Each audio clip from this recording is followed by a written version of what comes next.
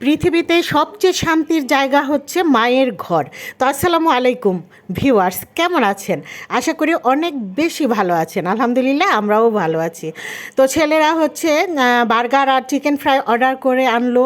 বড় ছেলে প্রথমে মায়ের ঘরে নিয়ে আসলো, আম্মু চলো একসাথে বসে খাই। একদম মায়ের বিছানার উপর বসে পড়লো।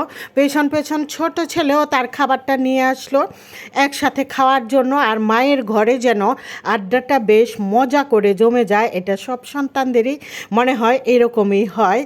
তো এই তো সকাল সকাল এখানে আজ হচ্ছে শুক্রবার, জুম্মা মুবারক সবাইকে।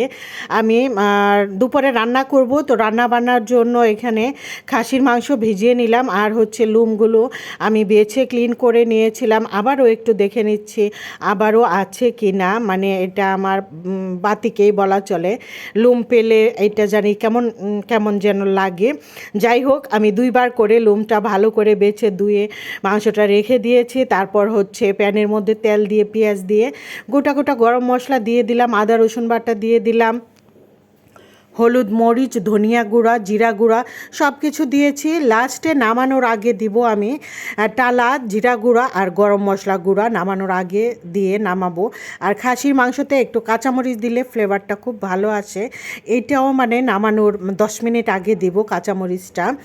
তো মশলাটা যখন ভালো হয়ে কষানো হয়ে গেল, এখন আমি কেটে ধুয়ে রাখা মাংসগুলো দিয়ে দিলাম এর মধ্যে। এখন এটাকে সুন্দর করে কষাবো। কষানো যতই ভালো হবে তরকারির স্বাদ ততই ভালো আসবে। তো কষাতে কষাতে আমি আপনাদের সাথে একটা কথা শেয়ার করি। তো ভিউয়ার্সরা, আমার হচ্ছে অ্যাডভান্স রিলসের সেটআপ তো আগেই চলে এসেছে আলহামদুলিল্লাহ, এটা আপনাদের সাথে শেয়ার করেছি। মাশাল্লাহ অল্প অল্প করে ইনকামও হচ্ছে, কিন্তু যে ইনস্ট্রিম অ্যাডের যে সেটআপটা ওইটাও চলে আসছে, কিন্তু রিভিউতে রেখেছে 15 দিনের জন্য। তো রিভিউতে রাখার পর এইটা তো 15 দিন হয়ে গেল, এখনও একই অবস্থায় আছে।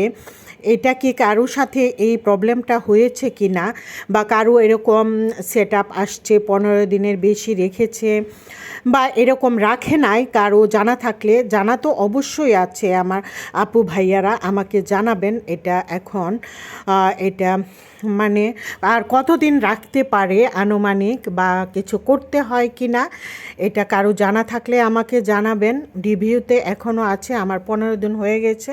আর আমার আপু ভাইয়ারা, আমি হচ্ছে খুব সাধারণ একটা মোবাইল দিয়ে, খুব অল্প দামের সাধারণ একটা মোবাইল দিয়ে আমি ভিডিও মেক করি, কন্টেন্টগুলো তৈরি করি। তো যাই হোক, এইখানে হচ্ছে আমি গরম পানির ঝোলটা তরকারিতে দিয়ে দিলাম। গরম পানির ঝোলটা আসলে দিলে যে কোনো তরকারিটা ভালো হয়। তো আমরা দেখা যায় অনেক সময় যে বেশি ঝামেলা হয়ে গেলে, চুলা বন্ধ থাকলে গরম পানির ঝোলটা দিতে পারি না।